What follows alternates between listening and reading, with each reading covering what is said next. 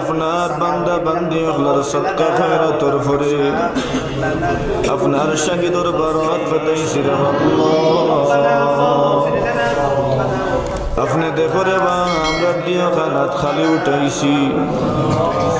আপনার নবী ফরমাইছিল বান্দা যখন তার দোকানাত উঠাই আপনি আল্লাহ বুঝি খালি ফিরাইয়া দেওয়া রে আল্লাহ।